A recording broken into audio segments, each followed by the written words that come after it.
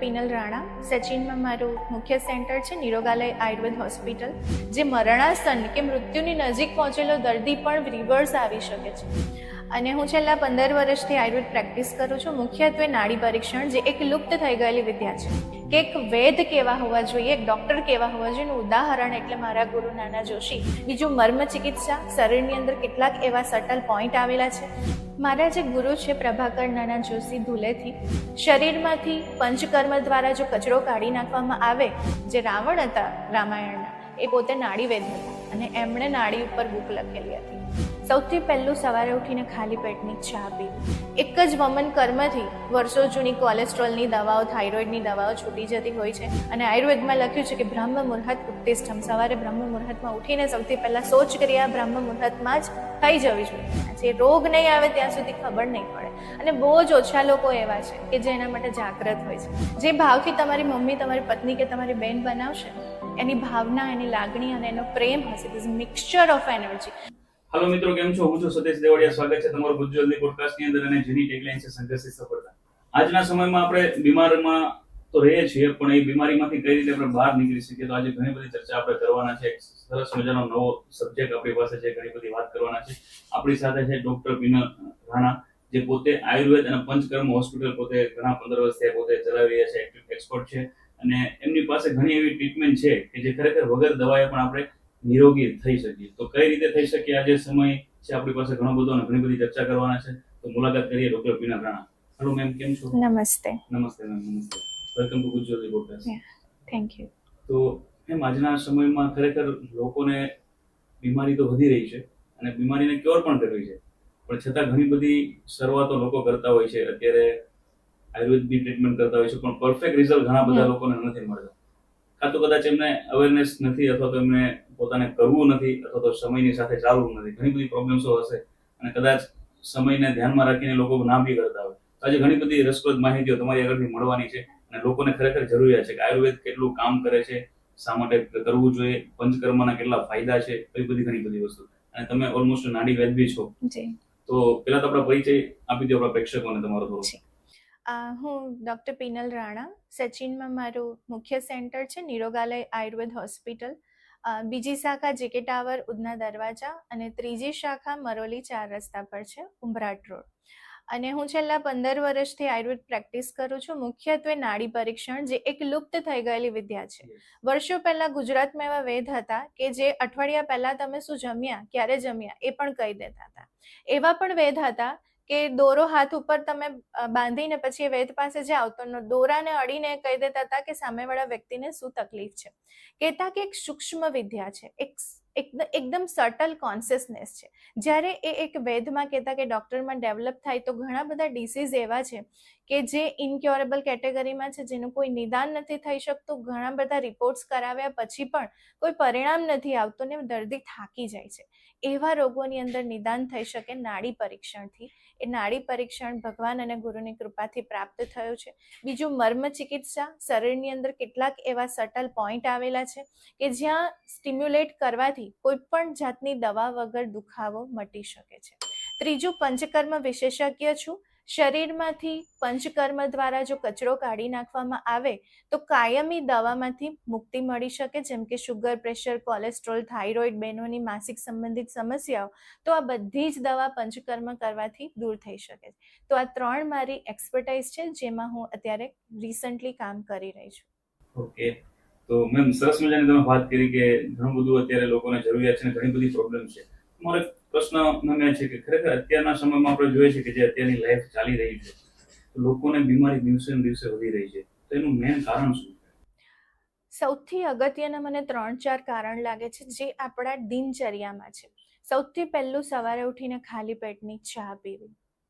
દિવસની શરૂઆત જ્યારે ખાલી પેટની ચાથી થાય, વર્ષો પહેલા ચા આપણા દેશમાં નહોતી. અંગ્રેજો આવ્યા, ચા લાવ્યા, અંગ્રેજો જતા રહ્યા અને આપણો દેશ અત્યારે ચાના રવાડે ચડ્યો છે.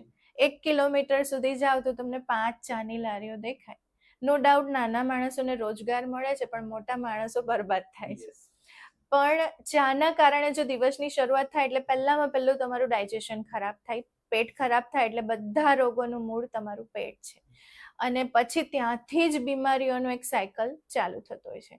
બીજું, ઊંઘવાના સમય અને સુવાના સમય લોકોના ખૂબ જ ખરાબ થઈ ગયા છે. મોડી રાત સુધી સ્ક્રીન ટાઈમ ચાલુ હોય, શું જોવું, ક્યારે જોવું, કેટલું જોવું, યુટ્યુબ અને ઇન્સ્ટા જે બતાવે એ જોયા રાખવું વિધાઉટ એની કોન્શિયસનેસ. એક માઇન્ડ કોન્સ્ટન્ટ સોશિયલ મીડિયામાં લોકોનું એંગેજ છે અને રાત્રે 12-1 વાગ્યા સુધી યંગસ્ટર્સ જાગતા હોય છે અને એના કારણે સ્વાભાવિક છે કે સવારે મોડા ઉઠે. અને આયુર્વેદમાં લખ્યું છે કે બ્રહ્મ મુહૂર્ત ઉત્તિષ્ઠમ, સવારે બ્રહ્મ મુહૂર્તમાં ઉઠીને સૌથી પહેલા શૌચ ક્રિયા બ્રહ્મ મુહૂર્તમાં જ થઈ જવી જોઈએ.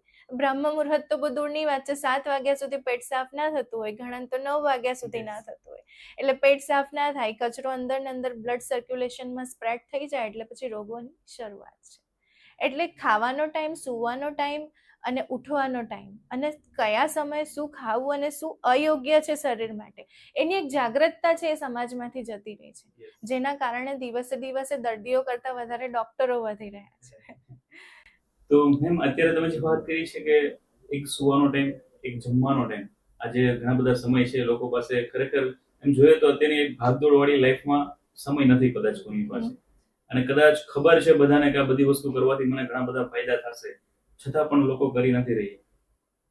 તો એ લોકોનું માનસિક કઈ રીતે હશે કે એ લોકો વિચારતા નથી કે પોતાને પછી હેલ્ધી રહેવું નથી? જો એમાં એવું છે કે જ્યાં સુધી શરીરમાં રોગ નહીં આવે ને ત્યાં સુધી સારા સ્વાસ્થ્યની ઇમ્પોર્ટન્સ અને વેલ્યુ ખબર નથી પડતી.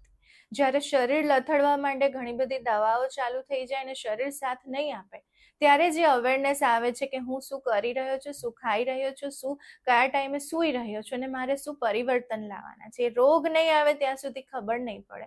અને બહુ જ ઓછા લોકો એવા છે કે જે એના માટે જાગૃત હોય છે, અને જે ખરેખર જાગૃત હોય છે એને ક્યારે બીમારીઓથી પીડાવું પડતું નથી. લોકોને જાગૃત થવાની જરૂર છે અત્યારના સમયમાં, અને ખરેખર આમાં સમય લોકોએ આપવો જોઈએ પોતાની લાઈફ, પોતાની હેલ્થ માટે અને પોતાના પરિવાર માટે બી.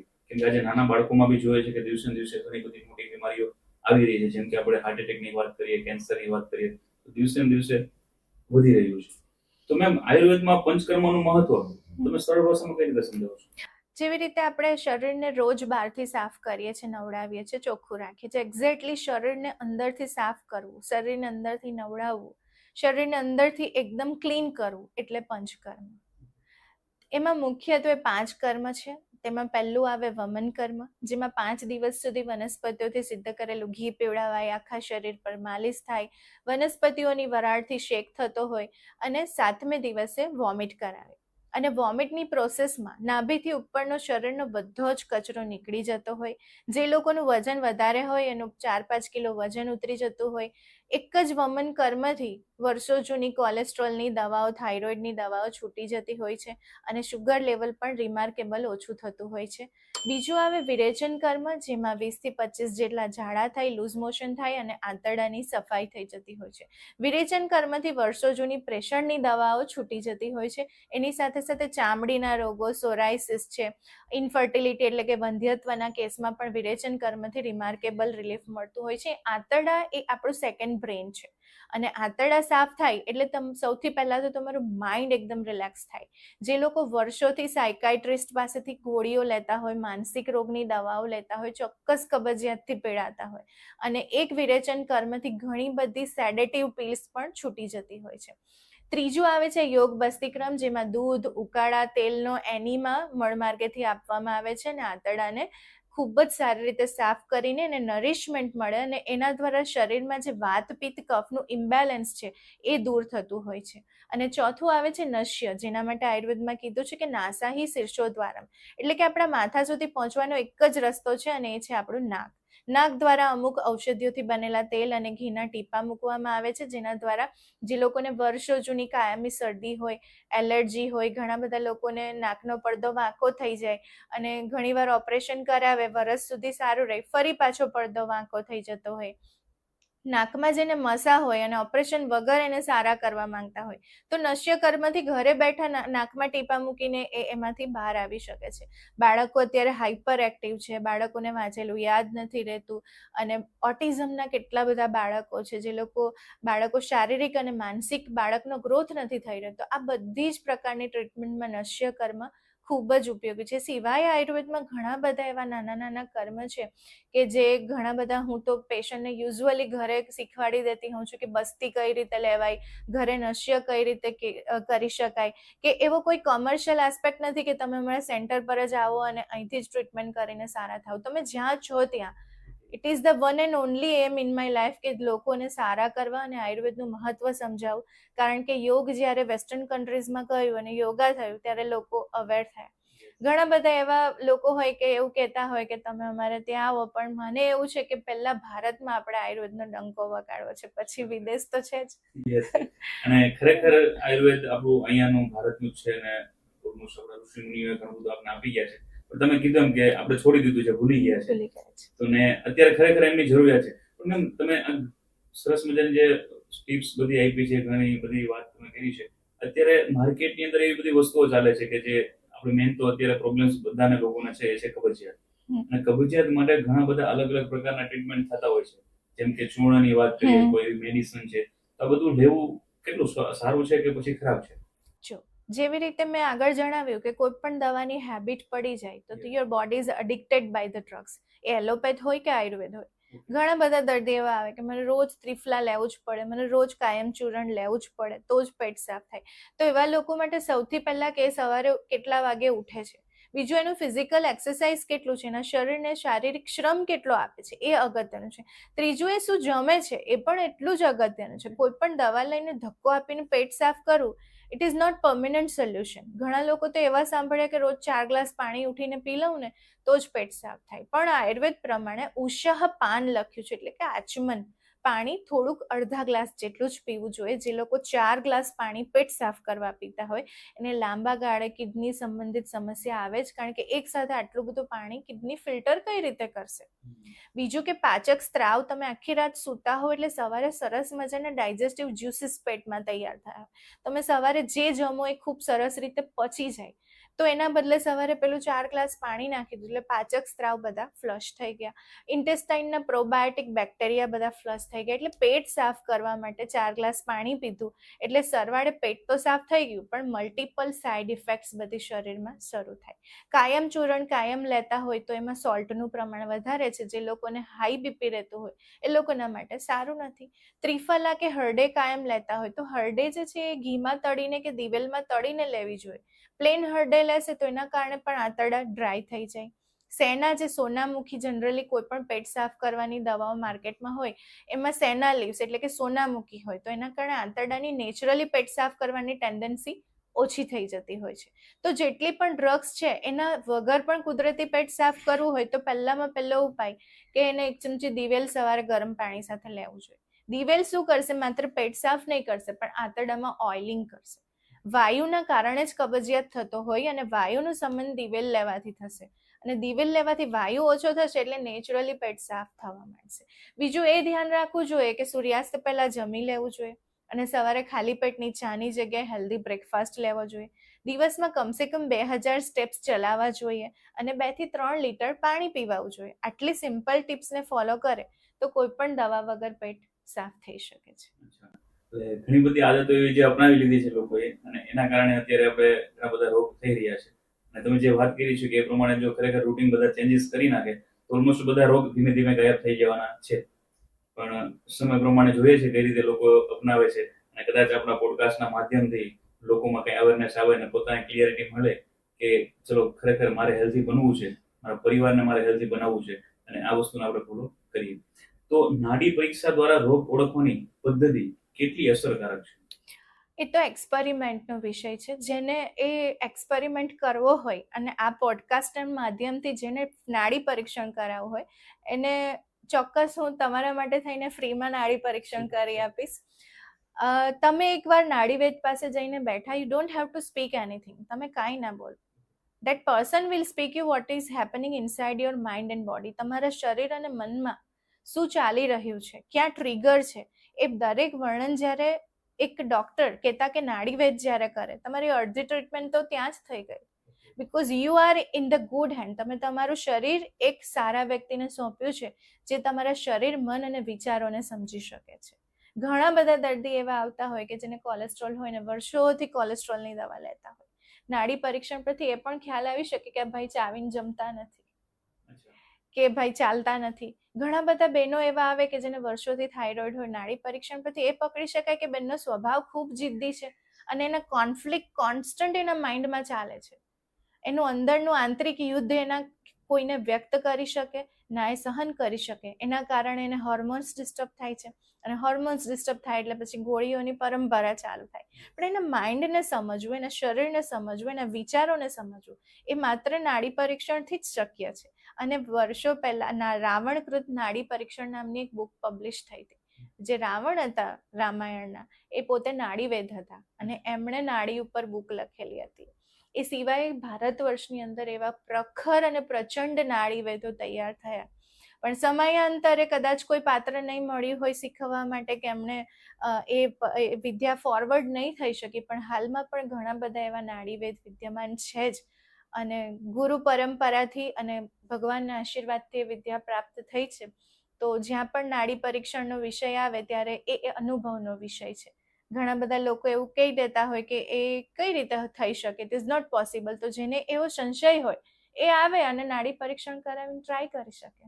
ઓકે મેમ, અત્યારની જે ભાગદોડ વાળી લાઈફસ્ટાઈલ છે, એકદમ ફાસ્ટ લાઈફસ્ટાઈલ છે, તો એની અંદર તમે કેમ આવું ડિસિઝન લીધું કે હું આયુર્વેદ અને પંચકર્મ ઉપર પ્રેક્ટિસ કરું? કેમ કે અત્યારે ઘણા બધા ઓપ્શન એવું ગોતતા હોય છે કે સમય નથી અત્યારે કોઈની પાસે, અને આયુર્વેદ ટ્રીટમેન્ટ કદાચ એવું આપણે કહી શકીએ કે થોડો સમય આપણે લેવો પડતો હોય છે. તો તમે કેમ આ વિષય પસંદ કર્યો? મારા જે ગુરુ છે પ્રભાકર નાના જોશી ધુલેથી, અને એમણે 1985માં એક નગર શેઠ હતા અને એમને સિવિયર અસ્થમા હતું, આખી છાતી કફથી લોડેડ હતી. અને એમણે નાનાજીને બોલાવ્યા કે તમે આવો અને એમની કોઈ ટ્રીટમેન્ટ કરો. તો આયુર્વેદમાં એક મદનફલ નામનો પાવડર આવે જેને અમે વમન કર્મ એટલે કે વોમિટ કરાવવા માટે ઉપયોગ કરતા હોય. નાનાજી મળવા ગયા અને નગર શેઠને પૂછ્યું કે શું શું ખાવાની ઈચ્છા છે? તો નગર શેઠે કીધું કે મારે તો ખીર ખાવી છે. તો ખીરની અંદર નાનાજીએ 5 ગ્રામ મદનફલ નાખીને ખીર ખવડાવીને નીકળી ગયા. હવે પેલા જે અસ્થમાના પેશન્ટ હતા એને આઈસીયુમાંથી ડિસ્ચાર્જ આપી દીધેલું કે બે દિવસ જીવશે, એની સેવા કરો એટલે એને છેલ્લા દિવસો ચાલે છે. નાનાજી ત્યાંથી નીકળી ગયા અને એટલી સિવિયર વોમિટ થઈ પેલા નગર શેઠને, અને એકદમ ચીકણો ચીકણો કફ બધો બહાર નીકળી ગયો. અને પછી નગર શેઠ 10 વર્ષ સુધી જીવ્યા અને એમણે 1 લાખ રૂપિયાનો ચેક 1985માં નાનાજીને આપેલો. કે એક વેદ કેવા હોવા જોઈએ, એક ડોક્ટર કેવા હોવા જોઈએ એનું ઉદાહરણ એટલે મારા ગુરુ નાના જોશી. એમણે એ 1 લાખ રૂપિયાનો ચેક ધુલિયા નગર સેવા સદનને આપ્યો અને આયુર્વેદનું કોલેજ ચાલુ કરાવવા માટે ભલામણ કરી. અને જે આયુર્વેદ કોલેજ અત્યારે ધુલિયામાં ચાલે છે. તો જ્યારે આવા પ્રેરણાદાયક ઇન્સિડન્ટ મેં સાંભળ્યા, જાણ્યા, તો મેં એના પર વિચાર કર્યો અને મને એવું લાગ્યું કે ખરેખર રોગ જે મરણાસન્ન કે મૃત્યુની નજીક પહોંચેલો દર્દી પણ રિવર્સ આવી શકે છે, જ્યાં સર્જરીને મહદઅંશે ટાળી શકાય છે, જ્યાં સૂક્ષ્મ એટલે કે સટલ કોન્શિયસનેસથી રોગોનું નિદાન થઈ શકે છે. અને જો હું આયુર્વેદ ભણી છું તો મારે ભારતીય સનાતન સંસ્કૃતિનું જે વિજ્ઞાન છે એને ફોલો કરવું જોઈએ, બાકી એલોપેથ તો છે જ. ઓકે, તો પંચકર્મ જે છે ટ્રીટમેન્ટ, તો એ ખરેખર કોને કરાવવું જોઈએ અને ક્યારે કરાવવું જોઈએ? આમ તો આયુર્વેદ પ્રમાણે જોઈએ ને તો દરેક હેલ્ધી વ્યક્તિએ પણ પોતાના શરીરની કેર માટે પંચકર્મ કરાવવું જોઈએ. આપણે 3 મહિના 4 મહિના કાર ચલાવીએ અને સમય આવે એટલે સર્વિસમાં આપી દે છે. કંઈ પણ ન થયું હોય તો પણ કારની સર્વિસ થાય છે, પણ શરીરની સર્વિસ વર્ષો સુધી થતી નથી. તો આયુર્વેદ પ્રમાણે વસંત ઋતુ કહેતા કે ફેબ્રુઆરી મહિનાની અંદર વમન કર્મ કરાવવું જોઈએ, ત્યારે કુદરતી રીતે શરીરમાં કફ વધ્યો હોય છે જે વમન કર્મથી નીકળી જતો હોય છે. સપ્ટેમ્બર મહિનામાં વિરેચન કર્મ કરાવવું જોઈએ, ત્યારે કુદરતી રીતે શરીરમાં પિત્ત વધ્યું હોય છે. જ્યારે શરદ પૂર્ણિમા આવે ને આપણે બધા ઘારી જમતા હોય છે, તો ઘારી શું કરે છે? પિત્તનું શમન કરે છે. એવી જ રીતે વિરેચન કર્મથી શરીરમાંથી પિત્ત નીકળી જાય છે. વર્ષા ઋતુની અંદર બસ્તી કર્મ એટલે કે તેલ અને ઉકાળાના એનિમા લેવા જોઈએ. તો આઈડિયલી દરેક ઋતુની અંદર પંચકર્મ કરવું જોઈએ, અને ન થઈ શકે તો વર્ષમાં એકવાર પણ પંચકર્મ કરવું જોઈએ. આ સિવાય ઇન્સ્ટન્ટ પંચકર્મ માટે અમે ઘણી બધી વાર અમારે ત્યાં દર્દીઓ આવતા હોય કે એક્યુટ એપેન્ડિસાઇટિસ છે કે તમારે 5 કલાકમાં ઓપરેશન કરી જ નાખવું પડશે, તો ત્યાં અમે રક્ત મોક્ષણ એટલે કે લીચ થેરાપી, એપેન્ડિક્સના એક્ઝેક્ટ પોઈન્ટ ઉપર અમે જલોકા એટલે કે લીચ લગાવીએ અને બીજે જ દિવસે રિપોર્ટ નોર્મલ થઈ જાય. ઘણા બધા લોકોને એવું લાગે કે પંચકર્મ કે આયુર્વેદ બહુ ડીલે કામ કરે, પણ એવા હજારો અનુભવ છે કે આયુર્વેદ એકદમ ફાસ્ટેસ્ટ કામ કરે છે. જ્યાં સર્જરી એવાસ્ક્યુલર નેક્રોસિસ, એવીએન જેને કહેવાય, જ્યાં હિપ જોઈન્ટ જે છે બેઉ સાઈડના થાપા ઘસાઈ જતા હોય છે, તો ત્યાં વક્ષણ બસ્તી કરીએ અને લીચ થેરાપી કરીએ, બસ્તી આપીએ. 5 દિવસમાં એ જે દર્દી છે એને પકડીને લાવ્યા હોય એ પોતાના પગ પર ચાલતો જાય.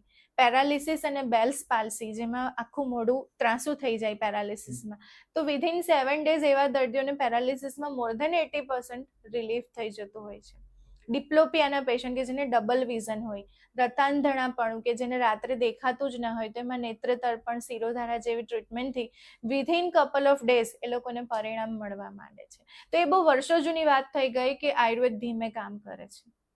અચ્છા, એટલે આ લોકોની જે ખોટી માન્યતાઓ છે તો એને ખરેખર દૂર કરવી જોઈએ. જેમ કે કોવિડમાં અબ્રક ભસ્મ અને શ્વાસકાશ ચિંતામણી રસ અમે આપી અને લાખો લોકોને ઓક્સિજન ઘરે બેઠા સ્ટેબલ થઈ ગયું, અને તમે બસ દવા જીભ ઉપર મૂકી અને કપલ ઓફ મિનિટ્સની અંદર તમારો ઓક્સિજન લેવલ હાઈ થઈ જાય, તો એ તો આયુર્વેદ શું વર્ષો પહેલાનું વિજ્ઞાન છે. તો ત્યારે ઇમરજન્સી નહોતી આવતી, ત્યારે એક્યુટ કન્ડિશન નહોતી, તો ત્યારે કઈ રીતે ટ્રીટ કરતા હશે? પણ એવું નથી, તે સમય પણ થતું હતું ને આજે પણ શક્ય છે. પણ જરૂરી છે યોગ્ય વ્યક્તિ પાસે પહોંચવું અને યોગ્ય જગ્યાએ સારવાર કરવી, તમારા શરીરને સમજવું અને તમારી તકલીફને સમજવી.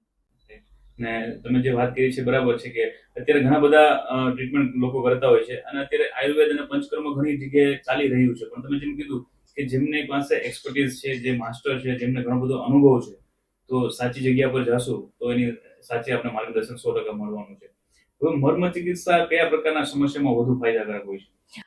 મર્મ ચિકિત્સા પહેલું તો ઓટિઝમના બાળકો, જે બાળકોને ડિલે માઇલસ્ટોન, એટલે બાળકોનો શારીરિક માનસિક વિકાસ નથી થઈ રહ્યો, જે બાળકોની મેમરી બહુ ઓછી છે, જે બાળકો રાત્રે ઊંઘમાં પેશાબ કરતા હોય છે, એ બાળકોને માથાના અમુક સિલેક્ટેડ મર્મ અમે શીખવાડી દઈએ કે ઘરે આ રીતે તમારે આ મર્મ દબાવવાના છે. એવું નથી કે તમે અમારે ત્યાં જ આવીને રોજ તમે કરો, એવું નથી. બસ આ એક મર્મ ચિકિત્સા જે છે એ માનવતાને અર્થે છે, અને જે એના ઇન્કાર્નેશન એટલે કે એની શોધ જેણે કરી, એક હિમાલયના ઉત્તરકાશીના એક ઋષિ હતા, અને ઉત્તરકાશીમાં 1975માં ભૂકંપ આવ્યો, અને એ ભૂકંપ વખતે ડૉક્ટર સુનિલ જોશી, જે ઉત્તરાખંડ ગઢવાલ યુનિવર્સિટીના વાઇસ ચાન્સેલર હતા, અને એમને એ સંત મળ્યા અને એમણે આ મર્મ ચિકિત્સા એમને શીખવાડી, અને એટલું જ કીધું કે આ વિદ્યા એવી છે કે એની પાસે પૈસા નહીં લેતા, તમે જેને પણ એ ટ્રીટ કરો એને ફ્રી ઓફ કોસ્ટ કરજો તો જ એનું પરિણામ મળશે. અને એ ડૉક્ટર સુનિલ જોશી તમે યુટ્યુબ સર્ચ કરશો તો હજારો લોકોને અત્યારે મર્મ ચિકિત્સાથી સારા કરી રહ્યા છે. એમની પાસે સદભાગ્યથી મને શીખવાનો મોકો મળ્યો, અને અમે પણ લોકોને ફ્રી ઓફ કોસ્ટ જ શીખવીએ છીએ. તો એક તો ઓટિઝમના બાળકોમાં એક્સેલન્ટ રિઝલ્ટ છે.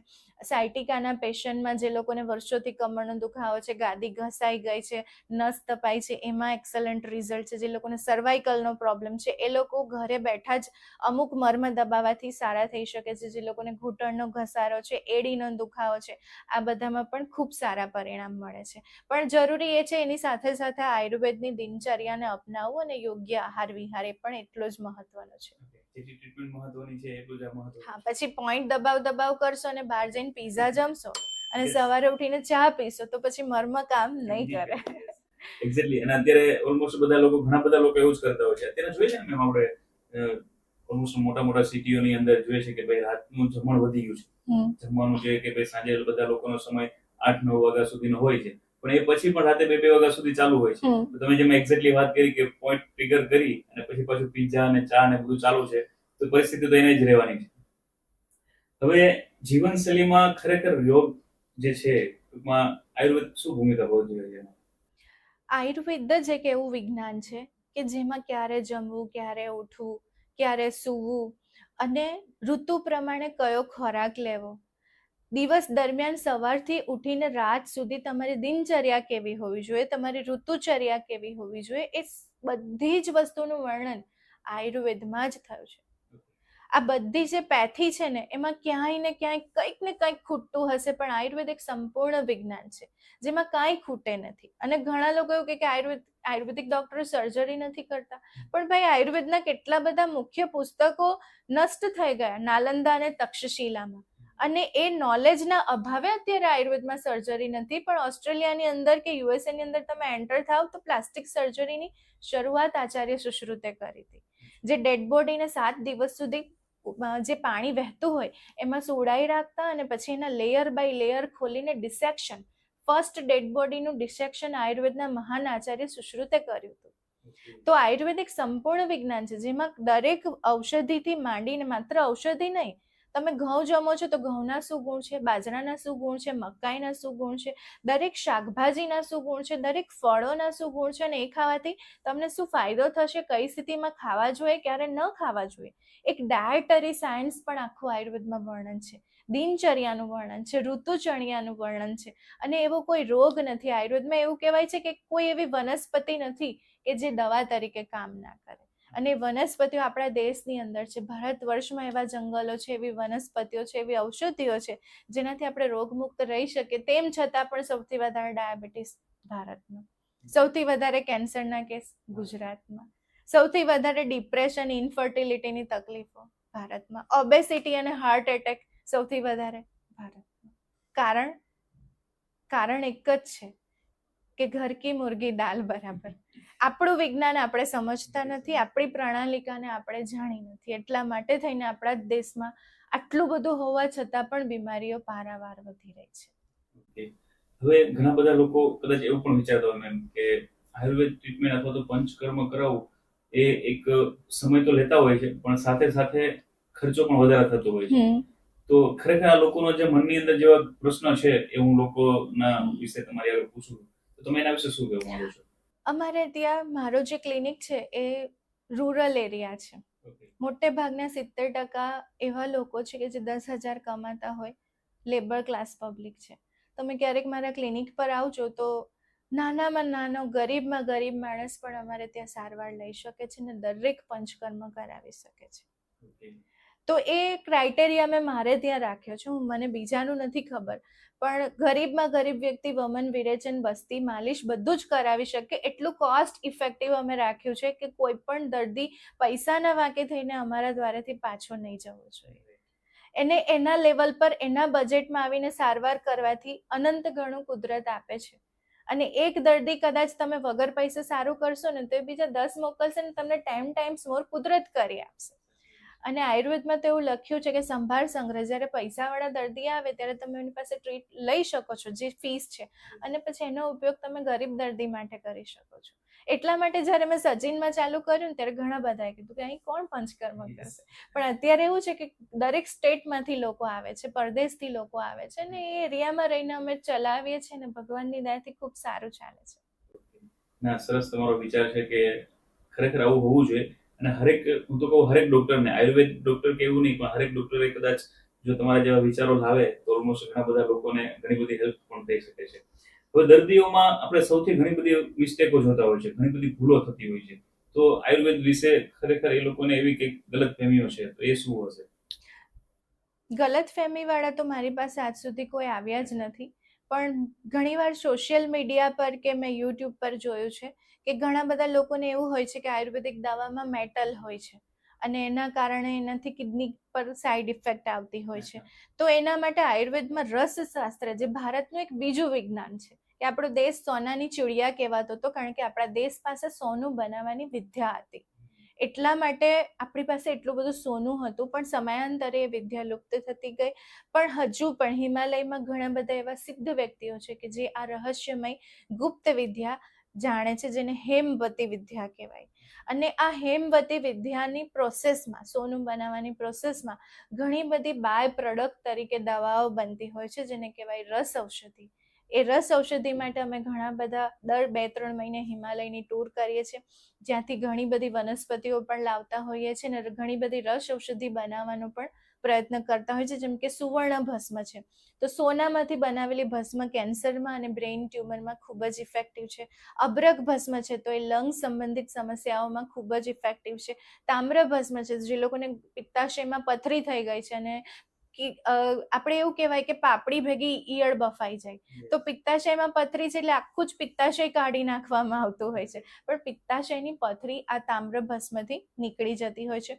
તો એવી ઘણી બધી દવાઓ છે આયુર્વેદમાં, રસ ઔષધિ જેને કહેવાય, જે ઇન્સ્ટન્ટ ઇફેક્ટિવ છે. તમે પીધીને within minutes and within hours તમારી પ્રોબ્લેમ સોલ્વ થવા માંડે. એ રસ ઔષધિ અને રસશાસ્ત્ર જે ભારતીય સનાતન સંસ્કૃતિનું છે. આલ્કેમિસ્ટ હતા નાગાર્જુન, વેદ હતા, અને એ સાઉથના હતા, અને હી વોઝ ધ બેસ્ટ આલ્કેમિસ્ટ. અને અત્યારે કેમિસ્ટ્રી ઉપર ઘણા બધા રિસર્ચ થતા હશે, પણ વર્ષો પહેલા, આજથી 3-4 હજાર વર્ષ પહેલા આલ્કેમી ઉપર કામ કરવું, પારા, ગંધક અને સલ્ફર ઉપર કામ કરવું, એ આયુર્વેદના મહર્ષિઓએ કર્યું છે.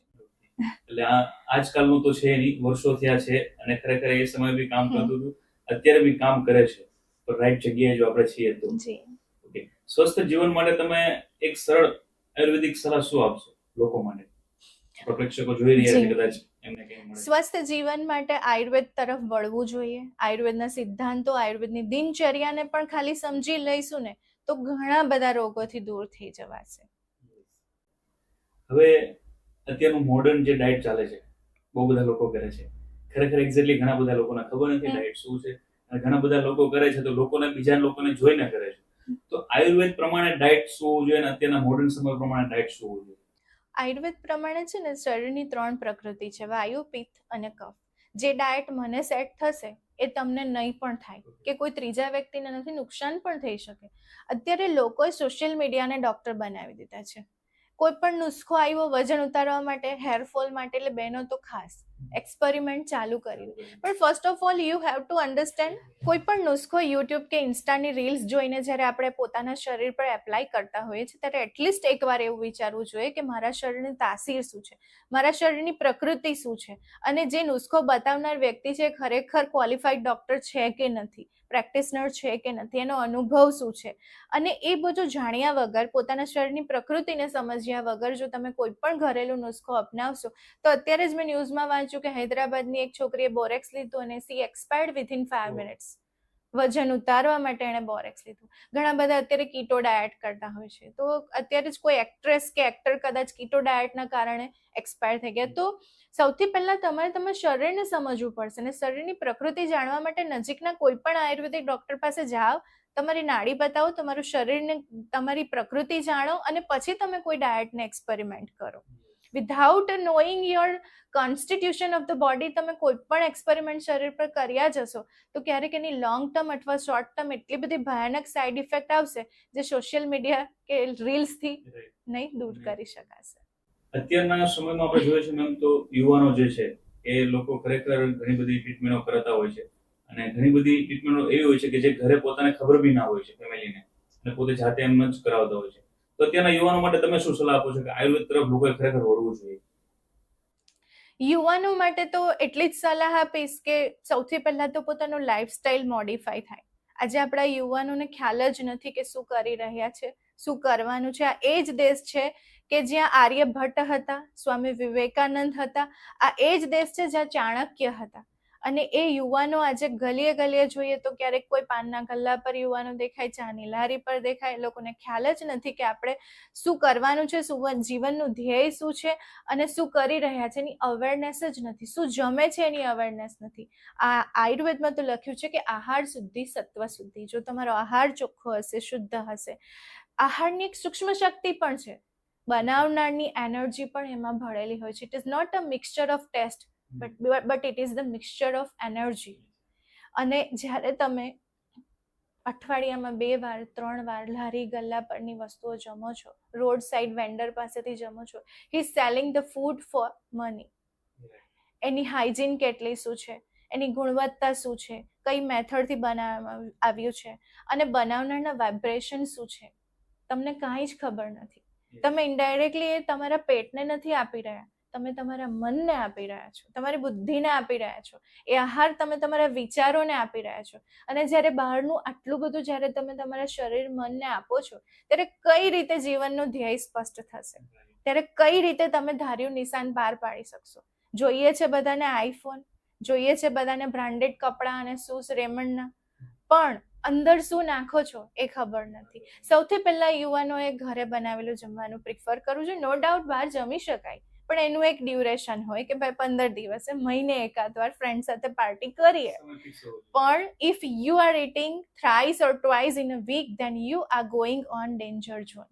એક માત્ર તમારું શરીર ખરાબ નહીં કરશે, પણ તમારો મન અને તમારો વિચાર એ બેઉને ખરાબ કરશે. તો યુવાનો માટે એક જ મેસેજ છે કે એક તો આહાર ઉપર નિયંત્રણ રાખીને ઘરનું સાત્વિક હેલ્ધી ફૂડ ઉપર ફોકસ કરે તો જીવનમાં ઘણું બધું જે મેળવવાનું છે ને એના માટે એનર્જી ઓછી વપરાશે, બધું ઇઝીલી અવેલેબલ થઈ જશે.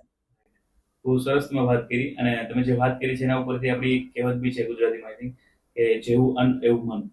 તો 100% સાચી વાત છે કે બહાર ઘણી બધી જગ્યાએ ઘણા બધી લોકો કંઈ ને કંઈ આપણે ખાતા હોય છે, પણ કેટલું સેફ છે આપણા માટે ખરેખર આપણે તપાસવું જોઈએ. ને પછી આપણે પણ સૌથી વધારે બેસ્ટ તો એ જ છે કે જે આપણું ઘરનું સ્વાસ્થ્ય ભોજન આપણે ખાઈએ. જે ભાવથી તમારી મમ્મી, તમારી પત્ની કે તમારી બેન બનાવશે ને, એની ભાવના, એની લાગણી અને એનો પ્રેમ હશે, this mixture of energy.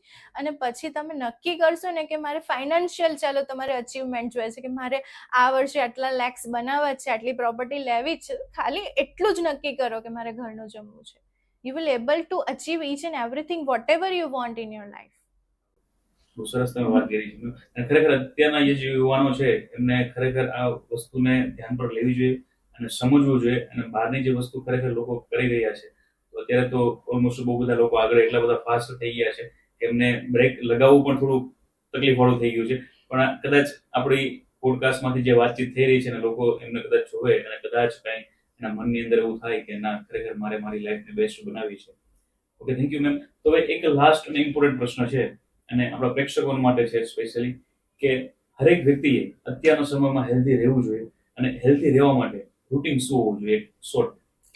શોર્ટમાં Ayurveda પ્રમાણેની દિનચર્યામાં પહેલું તો બ્રહ્મ મુહૂર્તમાં ઉઠવું જોઈએ. દેન આફ્ટર અત્યારે જે વેસ્ટર્ન ટોયલેટ છે એની જગ્યાએ ઇન્ડિયન ટોયલેટ હોય તો એક બોડીનું પોસ્ચર એવું તૈયાર થાય કે તમારું મળ જે છે એ ઇઝીલી ઇવેક્યુએટ થઈ જાય. અને જો કદાચ ઘરમાં એ સુવિધા ન હોય તો પણ વાંધો નહીં, પણ બ્રહ્મ મુહૂર્તમાં ઉઠવું એ સૌથી અગત્યનું છે. બીજું, ખાલી પેટે ચાની જગ્યાએ તમે ડ્રાયફ્રૂટ્સ લઈ શકો, દૂધનો ઉકાળો લઈ શકો. સિઝનલ પ્રમાણે ઋતુના અલગ અલગ કેટલા કુદરતે ફ્રૂટ્સ આપ્યા છે. અને મજાની વાત એ છે કે આપણી પાસે ફ્રોઝન નથી આવતું. વિદેશોમાં તો ફ્રોઝન થઈને જાય છે, જેનો સ્વાદ નથી રહેતો, જેની એનર્જી નથી રહેતી. આપણને ઋતુ પ્રમાણેના જુદા જુદા મોસમી ફળો કુદરતે આપ્યા છે. સવારે ફ્રૂટ્સ લઈ શકાય. પ્રોટીન માટે તમે સવારે મગ અથવા ચણા બાફીને લઈ શકો. તો એક ચા પીવા કરતા હેલ્ધી બ્રેકફાસ્ટ તમે પ્રિફર કરો. કે આયુર્વેદ પ્રમાણે સવારનું જમણ રાજા જેવું અને રાતનું જમણ ગરીબ જેવું હોવું જોઈએ. એના બદલે આપણે સવારે દિવસની શરૂઆત ચાથી કરીએ. ત્યાંથી જ દિવસની શરૂઆત ખોટી એટલે આખો દિવસ ખરાબ. એનર્જી તો રહેશે, પણ એ એક જે લેવલ પર અલ્ટિમેટ એનર્જીથી કામ થવું જોઈએ એ ના થઈ શકશે. ધીરે ધીરે 40 પછી તો બોડીમાં સેલ્સ નવા બનવાના જ નથી. અને ધીરે ધીરે જ્યારે દિવસની શરૂઆત ચાથી થશે એટલે ન આવવાના રોગો આવશે. તો પહેલામાં પહેલું એ કે સવારે ચા છોડીને હેલ્ધી બ્રેકફાસ્ટ પર સ્કીપ કરવું જોઈએ. અને બીજું કે રાતનું જમણ જલ્દી કરી દેવું જોઈએ. 9:30-10 વાગે જે લોકો જમતા હોય એ લોકોને શુગર, પ્રેશર, કોલેસ્ટ્રોલ, થાઇરોઇડ અને ફેટી લીવર આ આવવાના અને ગેરંટેડ આવવાના.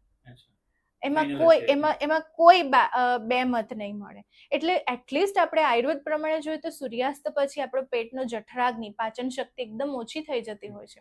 અને એ ટાઈમે પછી આપણે રાત્રે સૂર્યાસ્ત થઈ ગયા પછી જમીશું તો પચવાનું નથી. એટલે ગેસ કરશે, કચરો બનાવશે, ટોક્સિન્સ કરશે, કબજિયાત કરશે અને અલ્ટિમેટલી આખી હેલ્થને ડિસ્ટર્બ કરશે.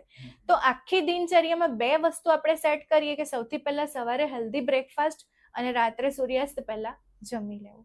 આટલું સેટ કરીએ ને તો મારી દ્રષ્ટિએ દવાઓ માટે તમારે બંધ કરવા માટે મારી પાસે આવવાની બી જરૂર નહીં પડશે. દવા ઓટોમેટિકલી તમારા ડોક્ટર ઓછી કરીને બંધ કરી દેશે. હવે મેમ તમે જે મસ્ત વાત કરી છે કે લોકોને હેલ્ધી ટિપ્સ બી આપી છે. ઘણા બધા પ્રશ્નો કદાચ એવો હશે, ઘણા બધા લોકોનો પ્રશ્ન કે એટલો તો સમય છે જ નહીં અત્યારે, કેમ કે કોઈ પોતે બિઝનેસ કરતા હોય છે, કોઈ જોબ કરતા હોય છે, સાંજે આવવાનું જ ઘરે લેટ થતું હોય છે. તો એના માટે શું ઓપ્શન હોય શકે? યુઝ્યુઅલી હું એવું પ્રિફર કરતી હોઉં છું લોકોને કે તમે નજીકમાં કોઈક ટિફિન સર્વિસ બાંધી શકો છો, અથવા તો તમે ફ્રૂટ્સ કે સલાડ્સનું બાઉલ ટિફિનમાં લઈ જઈ શકો અને એમાં બાફેલા મગ કે બાફેલા ચણા નાખીને તમે તમારા વર્ક પ્લેસ પર પણ જમી શકો. આ પ્રશ્ન મને તમે જે પૂછ્યો ને એકચ્યુઅલી ઇન્ડિયા માટે નથી, પણ એ NRI જેટલા બી વિદ્યાર્થીઓ બહાર જાય છે ને કેનેડા, લંડન અને USA, એટલા બધા હેરાન થાય, અને એ લોકોના પેરેન્ટ્સ આવીને જ્યારે મને કહે કે મારા છોકરાને 6 મહિનાથી ખાંસી બંધ નથી થતી, મારી છોકરીને આટલી બધી સ્કિનની ઇન્ફેક્શન થઈ ગયું છે, એની એનર્જી એકદમ ખલાસ થઈ ગઈ છે, તો એ બાળકો શું કરે કે એ લોકો પૈસા કમાવા, લાઈફ સેટલ કરવા ત્યાં જતા તો હોય, પણ ત્યાં જઈને એ લોકો આખી ઓપોઝિટ દિનચર્યા ફોલો કરે. સવારે એ લોકો એક મોટો મગ ભરીને કોફી પીને ભણવા માટે જાય, ત્યાંથી એ લોકો જોબ ઉપર જઈને આખો દિવસ માત્ર કોફી ઉપર અને એક સેન્ડવિચ કે પાઉં ઉપર, બ્રેડ ઉપર ખાડે, અને પછી રાત્રે ફૂલ ડીશ જમે, દાળ ભાત શાક રોટલી, અને પછી સૂઈ જવાનું કલાકમાં. એટલે એના કારણે એ લોકોની આખી દિનચર્યા ડિસ્ટર્બ થાય ને, જે ઉદ્દેશ્યથી પૈસા કમાવા માટે, સેટલ થવા માટે વિદેશ ગયા હોય, પણ કુદરતની જે સાયકલ છે એમાં તમે હર્ડલ્સ ઊભું કરો તો શરીર જવાબ આપે. એટલા માટે હું એ લોકોને વિદેશ ભણતા છોકરાઓને એવું સમજાવતી હોઉં કે સવારે તમે ફ્રૂટ્સ લઈ લો, ફ્રૂટ્સ જમીને, બાઉલ ભરીને ફ્રૂટ્સ જમીને જ જવાનું, અને મગ, ચણા, રાજમા, મસૂર, મગની દાળ કે પછી ચોળી, સૂકી લાલ, આ બધું તમને બોઇલ કરતા હાર્ડલી 10 to 15 મિનિટ્સ થશે, એને બોઇલ કરી લો. બોઇલ કરીને પછી એને તમે ચોપ કરીને વેજીટેબલ્સ નાખી દો, અને કંઈ નહીં નાખો, એમાં પેલું મિક્સ હર્બ્સ નાખી દો, રેડ ચીલી નાખી દો, થોડું લેમન સ્ક્વીઝ કરી દો, અને ચાટ મસાલો નાખીને બાઉલ ભરીને લઈ જાઓ, અને જે સ્ટોરમાં જ્યાં કામ કરતા હોવ, પેટ્રોલ પંપ પર હોવ, સ્ટોરમાં હોવ, વેનેવર તમે જતા હોવ, પણ બપોરે આટલું પણ જમો, જેથી કરીને તમને એ જે સલાડ્સ છે એમાંથી તમને વિટામિન, મિનરલ્સ મળે, અને મગ ચણામાંથી તમને પ્રોટીન મળે, તો તમે આખો દિવસ કામ કરી શકો. અને રાત્રે ખીચડી, દાળ ભાત, શાક રોટલી જે બનાવવું એ બનાવીને પછી તમે જમો, પણ રાતનું મીલ ઓછું થઈ જશે. જો બપોરે તમે લેશો તો રાતનું ઓછું થઈ જશે.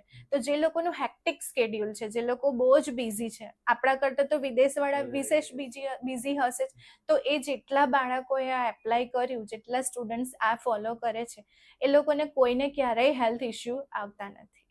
એટલે આજે લોકો કદાચ આપણે એવું કહી શકીએ કે બહાના છે, તે બહાનાને આપણે સાઈડ કરવા જોઈએ. એક્ઝેક્ટલી, કરવું હોય તો બધું જ પોસિબલ છે. તો સાચી વાત કહી છે, ને ઘણી બધી તમે ટિપ્સ આપી છે, અને ખરેખર લોકોએ ફોલો કરવી જોઈએ. અને આજે ઘણું બધું અમને પણ જાણવા મળ્યું છે કે ખરેખર આપણે કઈ રીતે હેલ્ધી રહી શકીએ. અને આયુર્વેદ એક આપણી વર્ષો જૂની એક પદ્ધતિ છે, અને બહુ ચાલી આવી છે સારી રીતે, અને આપણે લોકોએ અપનાવી છે. Okay, thank you so much ma'am. Thank you. ખૂબ આભાર કે તમે સરસ મજાની ટિપ્સ લોકોને આપી છે, અને આપણા પ્રોડક્ટ્સના માધ્યમથી ઘણા બધા લોકોને જોવે, અને પોતાના શરીર માટે પોતે કંઈક ને કંઈક નવી નવી પ્રવૃત્તિઓ જે છે, તમે જે ટિપ્સ આપેલી છે એને અપનાવે અને પોતે હેલ્ધી રહી શકે. Thank you. ખરેખર મિત્રો, આજના પોડકાસ્ટમાં મેં ઘણી બધી આયુર્વેદ અને પંચકર્મને લઈ અને સરસ મજાની વાતચીત કરી છે. અને હેલ્ધી ખરેખર રહેવું જ છે આપણે બધાને ખબર છે કે હેલ્ધી રહેવું જરૂરી છે, પણ કદાચ આપણી લાઈફસ્ટાઈલ એવી થઈ ગઈ છે, અથવા તો આપણે સમય પ્રમાણે કંઈ કરી નથી શકતા. પણ બધા પ્રોબ્લેમનું સોલ્યુશન હોય છે જો આપણે તૈયાર હોઈએ તો. અને જો કદાચ તમને એવું લાગે કે પંચકર્મ કરાવવું છે અથવા તો કરાવવું જોઈએ, અને કદાચ કાંઈ સલાહ લેવી છે, તો મેમનું ક્લિનિક છે, હોસ્પિટલ છે, પોતે સચિનની અંદર, તમે ત્યાંની મુલાકાત લઈ શકો છો. અને એકદમ નિસ્વાર્થ ભાવે પોતે ખરેખર બહુ સરસ મજાની ટ્રીટમેન્ટ અને સેવા આપી રહ્યા છે. ઓકે મિત્રો, તો ફરી મળીએ નવા એપિસોડમાં નવા ગેસ્ટ સાથે. ત્યાં સુધી ખુશ રહો, મસ્ત રહો અને હેલ્ધી રહો.